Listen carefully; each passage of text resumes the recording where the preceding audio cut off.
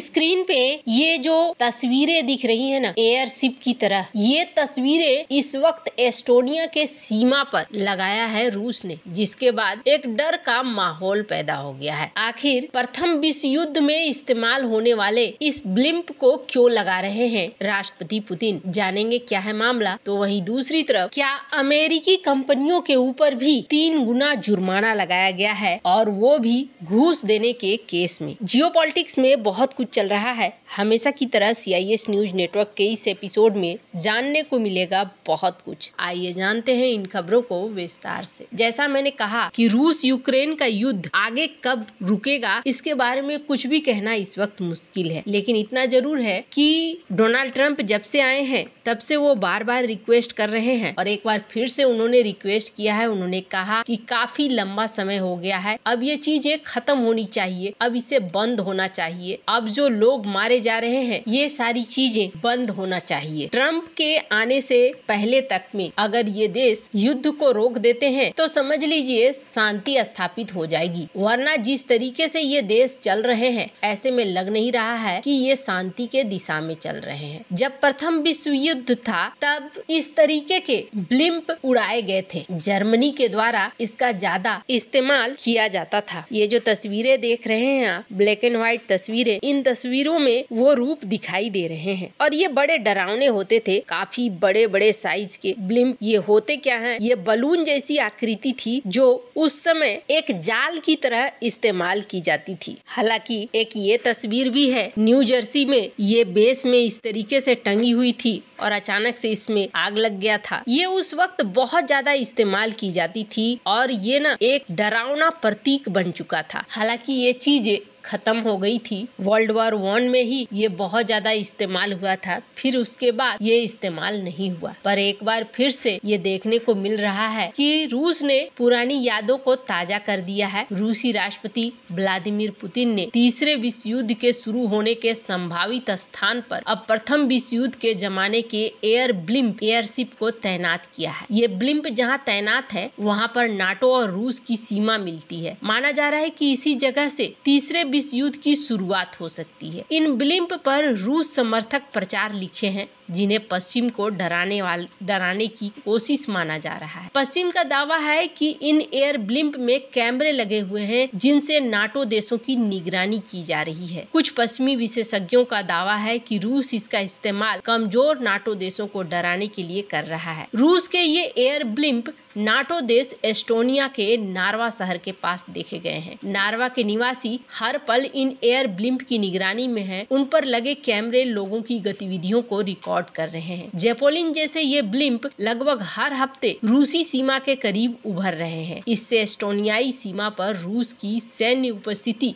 पहले से काफी ज्यादा बढ़ गई है। इन ब्लिम्प को शुरुआत में एंटी ड्रोन डिवाइस के रूप में डिजाइन किया गया था ताकि ये अपने लक्ष्य को हिट करने के लिए विशाल जाल लॉन्च करते थे, लेकिन अब उनका इस्तेमाल खतरनाक प्रचार के लिए किया जा रहा है। एस्टोनियाई पुलिस ने शुरू में रूसी सीमा पर मौजूद ब्लिम्प को नजरअंदाज कर दिया। उन्होंने उम्मीद की थी कि वो वापस नहीं आएगा, लेकिन वह न सिर्फ वहां बना रहा बल्कि अपने साथ कई और को लेकर आया। उन पर जेट के निशान थे। ये निशान यूक्रेन पर रूसी आक्रमण के दौरान ज्यादातर टैंकों और सैन्य गाड़ियों में देखा गया था। उस समय से रूस ने इस विशालकाय ब्लिम्प को एस्टोनियाई सीमा के बड़े हिस्से पर तैनात किया है। ऐसा दावा किया जा रहा है कि तैनाती का उद्देश्य है एस्टोनिया में डर पैदा करना और लोगों पर निगरानी रखना। एस्टोनियाई पुलिस के डायरेक्टर जनरल एगर्ट बेलित्सेव ने ये कहा है कि अब लगभग हर हफ्ते हम ऐसी चीजें देख रहे हैं। हाल के महीनों में 200 मील की सीमा पर तनाव लगातार बढ़ रहा है और ये चीजें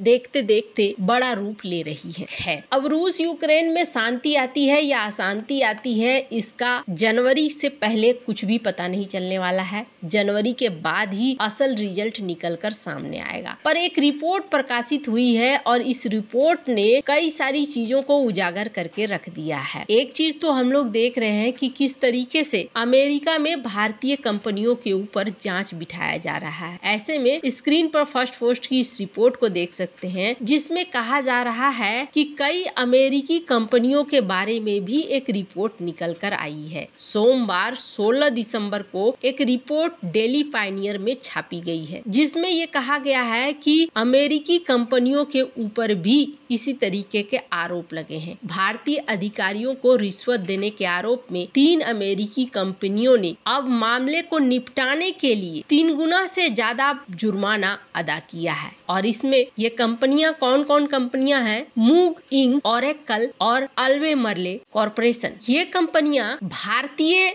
सार्वजनिक कंपनी जैसे कि railway, Hindustan aeronautical, Indian oil corporation के अधिकारियों को रिश्वत दे रहे थे। 3 मामले में से 2 में कथित तौर पर रिश्वत लेने वाले अधिकारी रेलवे से थे और डेली पायनियर के अनुसार तीनों कंपनियों ने औसतन मामलों को निपटाने के लिए 3 गुना जुर्माना अदा किया है, जो कथित तौर पर भारतीय अधिकारियों को रिश्वत में दिए गए पैसे से 3 गुना से अधिक था। भारतीय अधिकारियों को रिश्वत देने के आरोप में अमेरिकी कंपनियों ने $200 मिलियन से अधिक का जुर्माना भरा है। पहले मामले में मूग इंक पर HAL और भारतीय रेलवे के अधिकारियों को $5 लाख से अधिक की रिश्वत देने का आरोप लगाया गया था। ये जो कंपनी है, ये कंपनी सैन्य, एरोस्पेस और औद्योगिक मशीनरी क्षेत्र में काम करती है। मुख्य रूप से एरोस्पेस में, डिफेंस में और मेडिकल लाइन में भी ये कई प्रोडक्ट को बनाती है, डिजाइन करती है, निर्माण करती है। द पायनियर ने ये कहा है कि मूग मोशन कंट्रोल्स प्राइवेट लिमिटेड के माध्यम से HAL, दक्षिण मध्य रेलवे और रेलवे के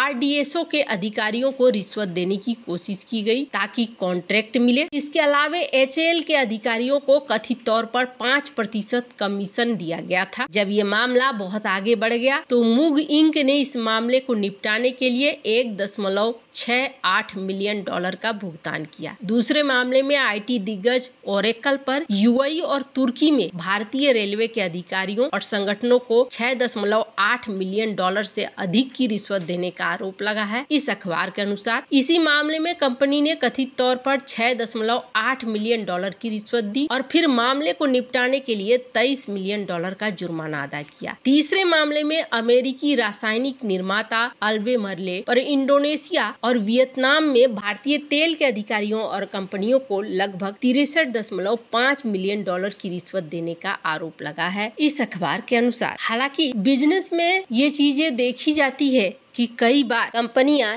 लीक से हटकर कॉन्ट्रैक्ट हासिल करने के लिए काम करती हैं, पर अब धीरे धीरे सभी जगह चीजें कड़ी होती जा रही हैं। कड़ी निगरानी की वजह से ये चीजें सामने भी आ रही हैं। वैसे आपको क्या लगता है इन सब मामले में? आपकी क्या राय है? कमेंट कर जरूर बताएं। जल्द मिलते हैं अगली वीडियो में नई खबर के साथ।